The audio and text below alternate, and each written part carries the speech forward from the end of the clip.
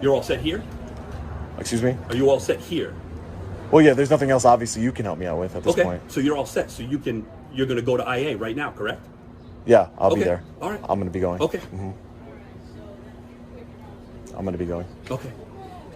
So you're going to stand here with your cell phone on? I thought you were busy. I thought you were a busy man. I am busy. So you should get to work. I should get to work? Is that what you're telling me? If you're busy. We're going to have a problem between you and I.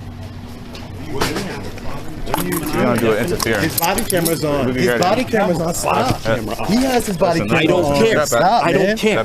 Right?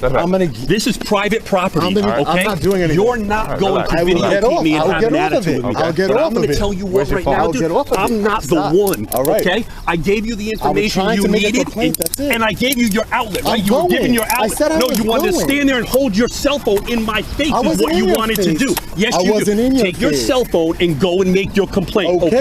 Okay. Can I grab my cell you stay phone? right here. I'll get it for you. All right. Where's your car at? Where's your car at? Man? Where's your car at? I'm gonna go, man. I'm going. All right, no, but where's your car Why at? didn't you know where my car's at? You were about to arrest me, man, for real? I had Is your to body detain camera you. on? Yeah, my body camera is on, buddy. I'm Trooper Costello, 1139. Costello? Yep. Wow. Listen, with the You situation were that gonna you're arrest me for real? we're going to detain you of what the situation was going on, man. I'm You're leaving. being... Conversation's over. Go ahead. Stop. Thank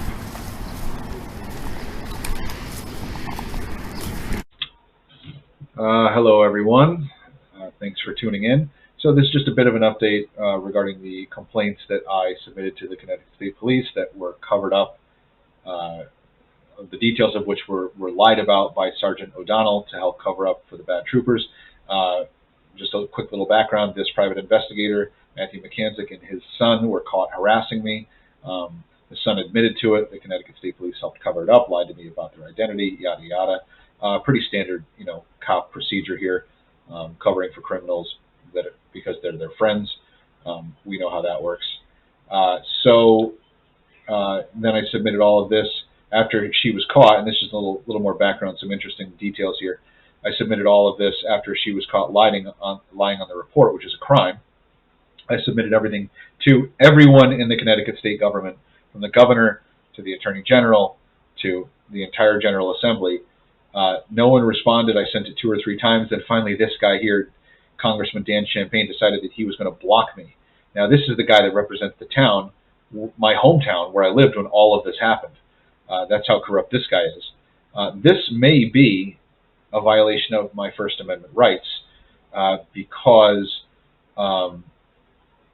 he's suppressing my ability to voice what happened to me. And I'm essentially, this is a petition for a redress of grievances, and he's blocking that. So I've got my attorneys looking into this to see if there's some additional criminal activity or civil litigation that can be initiated on this. These people are just criminals. It's insane. So we know that the police officers are being charged with lying on their reports, as they should be. Writing a false report. This guy's looking at up to 3 years in prison. This is for those 4 cops in Indiana that all lied on their reports and covered up for a bunch of stuff because they're all a bunch of lying criminals. The usual. And just real quick, read the broadcast 41. This will give you a lot of background about how long this kind of thing has been going on. Blacklisting, just general, crooked agents retaliating against people. This is essentially as old as time itself. This is so. Well, we looked at, the church committee looked at a period starting with Franklin Roosevelt and running through Richard Nixon, in which every single administration had abused the secret powers of the government. And in every single administration, you had failures of control by all the presidents and misconduct by the intelligence agencies.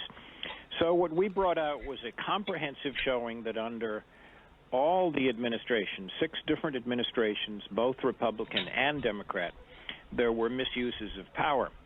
And we tried to show that those, and we did show that those actions were inconsistent with American values and inconsistent with the law and with the Constitution. Yeah. And they certainly haven't stopped doing these sort of things. Every time they get caught, they just learn from their mistakes. They evaluate how they got caught, and they make changes. And one of those changes was to obviously, instead of doing this to people who, were celebrities like Jean Muir and the Broadcast 41, you have to do it to people who don't have a voice and who no one would believe that it would be done to.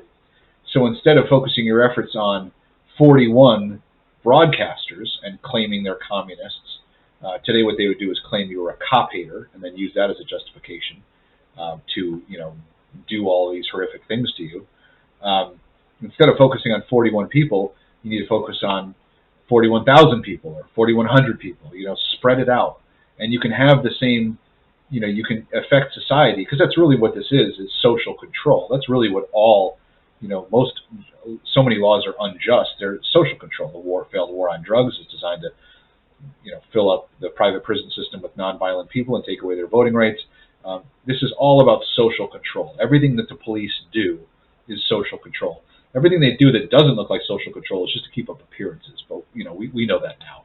So let's get to the meat and potatoes here of this. So O'Donnell lies on her report. This is a crime. No call for service located to verify the interaction for which the complaint was based. And of course, the complaint was that Trooper Loftus allowed these people, the McCansics, to get caught and admit to harassing me.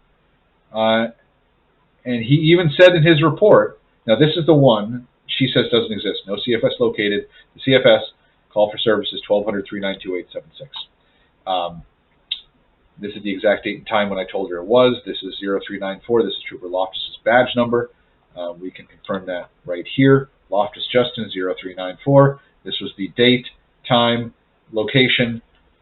She had all the information to find this call for service. She knows it exists. She's lying to cover for these troopers and to protect McCansick, the private investigator. Let's talk about, now this happened on hundreds of occasions over several months. And of course they always just minimize it. They don't really tell the full truth.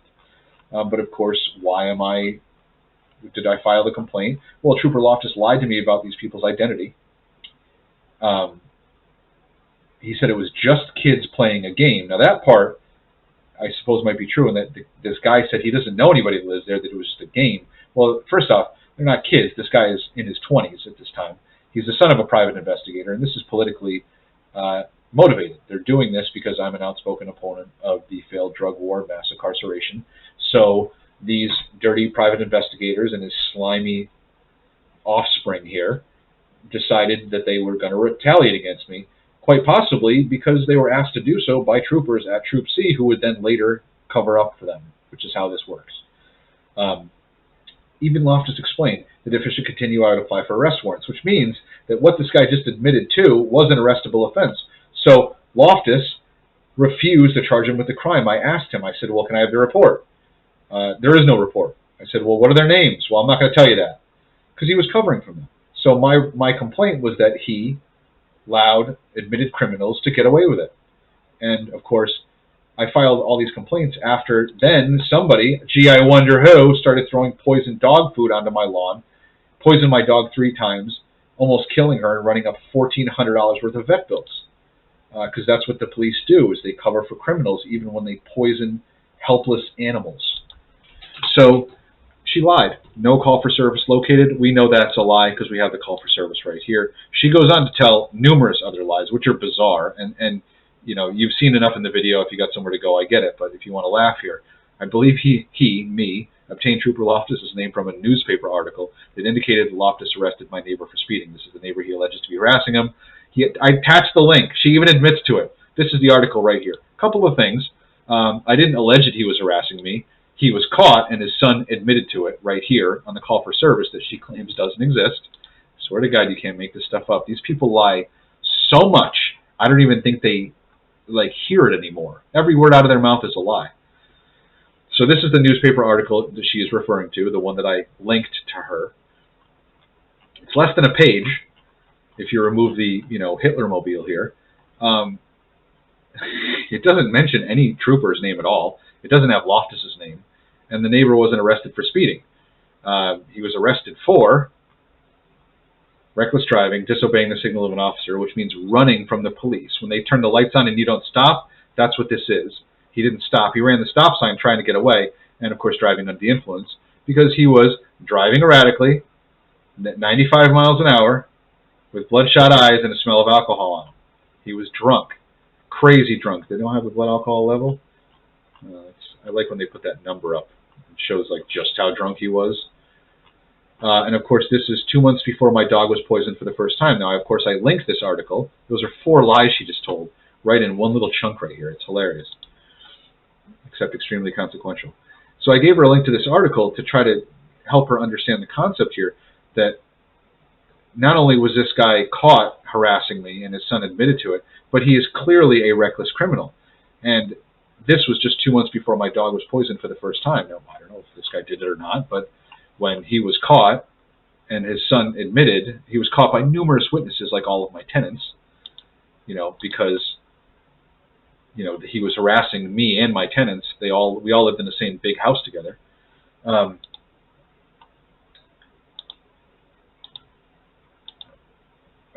Anyways, I don't know what my point was there, but she's a liar. She lies constantly. The point I was trying to make was that after he got caught doing all of this, if someone was poisoning my dog, he is the primary suspect. Of course, I reported that to Trooper O'Donnell. There's an O'Donnell and an O'Connell. I went into Troop C when my dog was poisoned. That would be about 2 months after this. And O'Connor, is his name? Yeah. Called me a liar and threatened to charge me with filing a false claim. Now, remember, I'm bringing to his attention potential criminal activity. And the guy who was caught already is the primary suspect, but he knows him, so he's not going to, hold him accountable. So, and maybe last but not least here, she admits I intended on replying to him, but somehow moved his file and never did. Now, I submitted the complaints in October of 20. She sends this letter full of lies. It's not a letter. She submits her report to Pendleton with the lies, which is a crime, in November.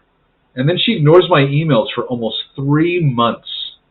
I sent her numerous emails and I called the office. She deliberately ignored them to extend out the pain and suffering, to keep me from knowing what the result of the inquiry was, just to make it a little more painful. That's how sick these people are. These cops are sadists. Most police officers, 51% at least, are sadists. They enjoy the pain and suffering of others. And that's what she did. She submitted this, but then ignored me for months.